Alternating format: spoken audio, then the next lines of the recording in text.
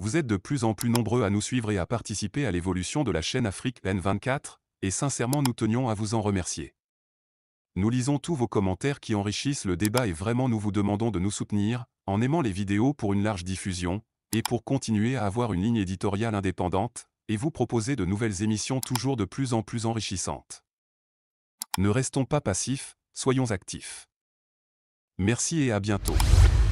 Sénégal. Levée du blocus chez Sonko, le gouvernement donne les raisons. La police a pris la décision de retirer les barrages installés devant la résidence d'Ousmane Sonko sans lui notifier aucune mesure administrative au préalable. Le ministre Abdou Karim Fofana, porte-parole du gouvernement, a expliqué les raisons de cette décision lors d'une conférence de presse tenue ce mardi.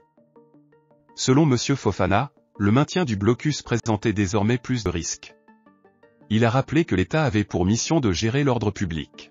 Avant le mois de juin, de nombreux appels à manifester et à l'insurrection avaient été lancés, et chacun des déplacements d'Ousmane Sonko avait été marqué par des affrontements violents, des pertes en vies humaines, des scènes de violence et des pillages. Afin de prévenir ces situations dangereuses, la police avait décidé d'appliquer des mesures préventives.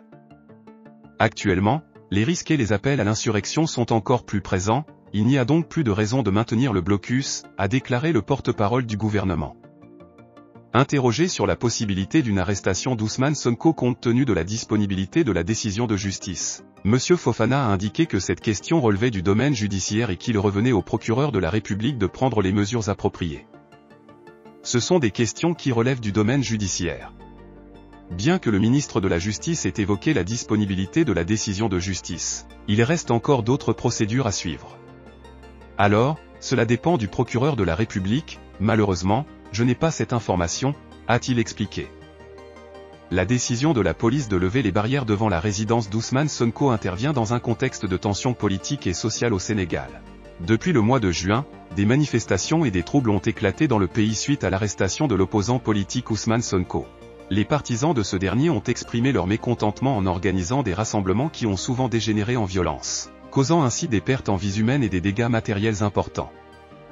La levée des barrages vise à apaiser les tensions et à rétablir un semblant de calme dans la région. Cependant, cette décision pourrait également susciter des interrogations et des débats quant à la stratégie adoptée par les autorités pour gérer la situation. Certains pourraient percevoir cette mesure comme un signe de faiblesse de la part du gouvernement, tandis que d'autres pourraient y voir une tentative de rétablir un dialogue constructif avec l'opposition. La situation politique et sociale au Sénégal reste donc complexe et fragile. La coopération entre les différents acteurs politiques et la mise en place d'un dialogue inclusif seront essentielles pour parvenir à des solutions durables et pacifiques. La disponibilité de la décision de justice concernant Ousmane Sonko soulève également des interrogations quant à l'avenir judiciaire de ce dossier.